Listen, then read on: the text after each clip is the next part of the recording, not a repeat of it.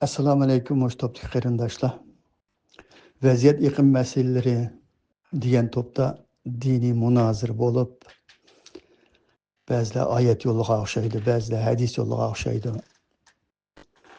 Shuning bilan İbrahim İstamiy apandim mush hozirgi vaziyatimiz to'g'risida, hozirgi ahvolimiz to'g'risida ozroq bir narsalarni deyishsak, diniy narsalarni yo'llamasak desa, u so'zini prinsip ko'tarib ba'zilar qarshi chiqqan o'xshaydi. Shu sabab bilan har xil fikrlar o'tirib qo'yilibdi ekan. Bir qarindishimiz shu Belgiya turamdi, Fransiya turamdi. Biz Allohning dinini Alloh o'zi qo'g'daydi. Bizning qo'g'dashga ehtiyojimiz yo'q. Biz zot qiladigan o'zimizning ishni qilsak bo'ladi, oldimizga qarablar debdi. Endi yana bir qarindishimiz Sura Muhammadning 7-oyatini yo'llab, Alloh sizlar bizning mening dinimga yordam bersanglar, sizlarning ishinglarga men yordam beraman degan debdi.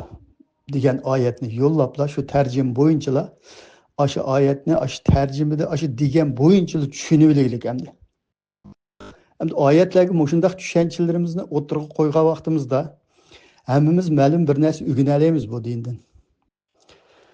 Agar mening deganim to'g'ri deb turib olsak, ya'ni qarshi tarafning degan so'znimi kichkina anglab, o'ylab, tafakkur qilib, uning tushungani to'g'riroqmi, mening tushuncham to'g'rimi? Mening ilg'orroqmi, uning ilg'orroqmi? Mening tafakkurim chunqurroqmi, uning chunqurroqmi?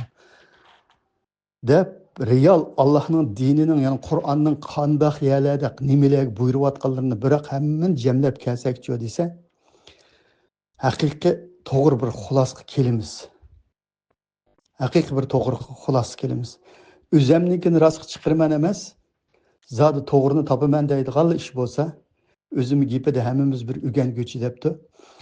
Rostdan shu o'rganguchi degan so'zda rostchil bo'lsa, chunqur tafakkur qilgan vaqtimizda desa, haqiqiy to'g'risini topamiz va uningdan keyin qilishga tegishli ishni qilamiz. Uningdan keyin Allohning yordamiga erishamiz desa erishimiz. Qanday erishimiz deganda, shu Allohning deganda qilgan vaqtda erishimiz endi. Endi men bu oyatni qanday tushunaman desanglar, qarindoshlar. Qanday tushunaman desanglar, Allah sizlar mening dinimga yordam bersanglar, men sizlarga yordam beraman dedi deb tushunib olsak bo'lamdi. Allohning bizning yordamimizga, insonlarning yordamiga ehtiyoji bormi Allohning? Koinotni, mahluqotni, mavjudotni yaratgan Allohning insonning yordamiga ehtiyoji bormi? Buni bir o'ylab boqaylik. Toza chunqur o'ylasak, yo'q. Allohning insonning yordamiga ehtiyoji yo'q. Bu yerda sizlarning mening dinimga sizlar yordam bersanglar deb ilingan bu so'z, uningdagi men sizlarga yordam beraman degan so'z, sizlar bu dinga to'g'ri amal qilsanglar, mening yordamimga erisha olasizlar. Mening yordamim shu to'g'ri amalning ichida, ya'ni bir yerdan kelmaydi, shu to'g'ri amalning ichida. To'g'ri amal qilsanglar, Alloh buyurgan tajovuzini qo'g'lab chiqarish uchun o'lta, mol va jonba. Meydanında müstehkem to ölümden korkma, nefsaniyetçilik kılma, nefs xahişinge berilme. Vatanın üçün, vatanını qoğdaş üçün, milletini qoğdaş üçün, tacavuzunu qoğlap çıkırış üçün Allah moşu Kur'an'da sözlegen.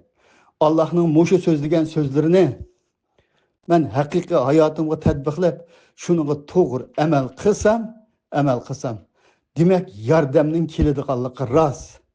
To'g'ri amal qila olgan chaqda dushmanni qo'rqita oladiganim rost, ustunlikni egallaydiganim rost.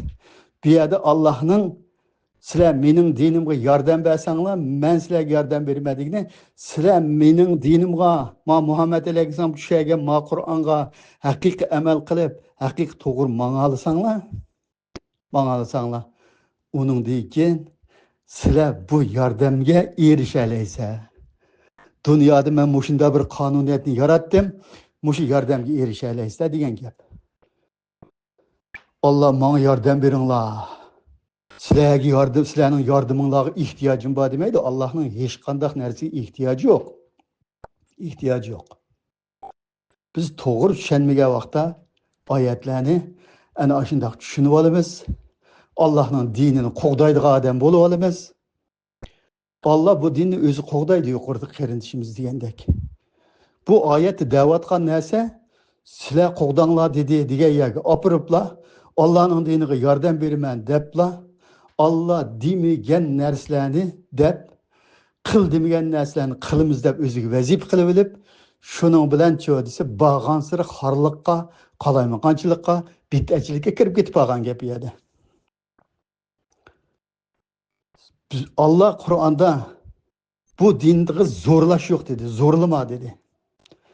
Ve onundan başka senin mi dinin üzenge, mening mi dinim üzemge de dedi. Başka dindeki adamlarga öşmeli kılışka, şu dinni itiraf kılmaganlık için onu öldürmen deyişke, vakti kes cacağını yeyse, cacağını berimiz deyişke hakkı yok. Hakkı yok. Demek bir adam sizin dini itikadınız sebeplik sizge tecavüz kılsa, zulüm kılsa, şu sebeplik sizin insanlığınızı tatip alaman dese, şu çağda siz onunla karıştırırsınız. Lakin sizin dininizi itiraf kılmasa, itiraf kılmayma bunu. Allah'ın bağlılığını mı itiraf kılmayma, Kur'an'ını mı itiraf kılmayma, peygamberlerini mi itiraf kılmayma, senin davatkan, şu 5 iman davatkan, Kur'an'ı davatkan dersen, hiç kasını itiraf kılmayma dese, o özünün işi. Lekin o şu gapda azveylab sizga qarshi chiqsichi, jamiyatning tinchligini, omonligini buzmoqchi bo'lsichi, dinlar aro, millatlar aro cho'ng ziddiyatlarni keltirib chiqarib, urush paydo qilsichi desa, uning bilan urushsiz ta uning shu zulmi to'xtagan qadar uning bilan kurash qilsiz. Allohning dini mana shundoq din. Allah'ın dinini bir adam itiraf kılmaganlık için Allah bizge onu öldürüp verdi. Allah'ın dinini bir yerdekilerime itiraf kılmayma, açtığımı din olamdı deyip hakaretlep koyganlık için onu öldürüp verdi.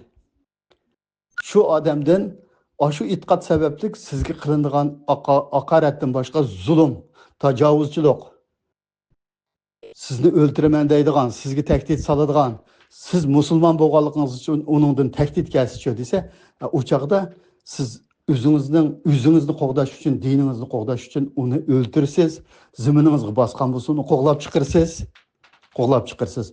Bu sizin vazifeniz. Demek biz neymiş qaysı halığı çıkıp qalgan, yani şu ayetini sözlep durup,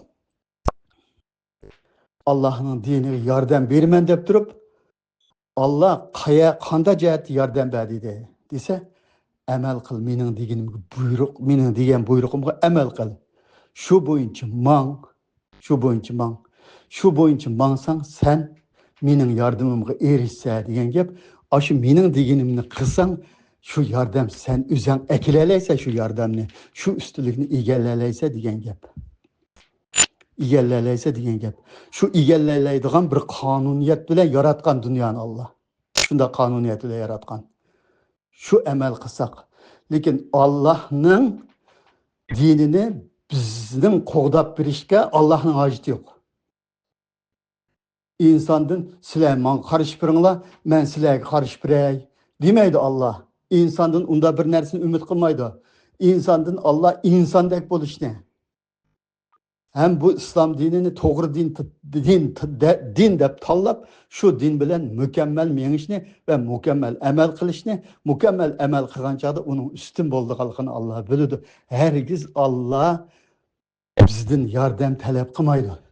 Bu oyatni mandat şekilde tushunib olsak bo'lmaydi. Mening bu oyatga bo'lgan tushunchem mana shu. Yuqoridagi 9 minut 22 sekundlik qilgan so'zimga ozroq qo'shim chiqib qo'yay. Qur'onda bir oyat var qarindoshlar. Bu dinni biz nozil qildik, biz o'zimiz qo'g'daymiz degancha. Bu dinni biz nozil qildik, o'zimiz qo'g'daymiz dedi.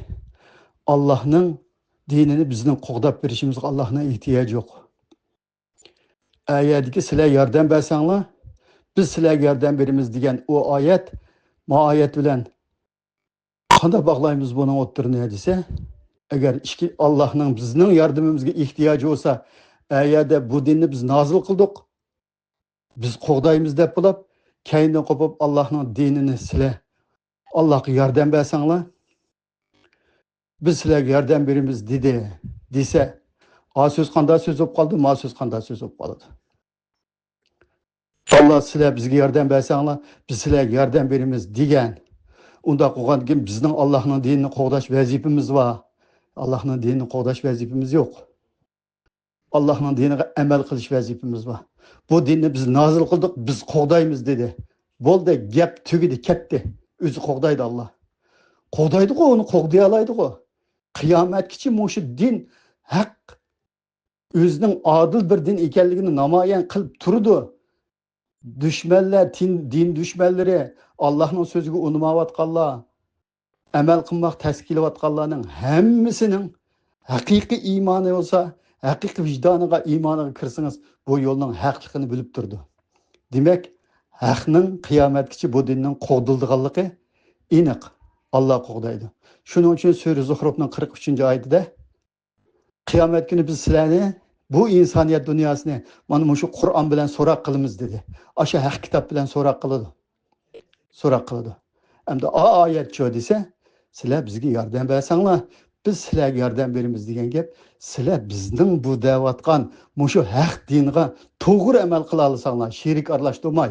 Alloh manda dedi, biz payg'ambar manda dedi deb Allohning so'zi bilan payg'ambarning so'zini zidlashtirib qo'yib.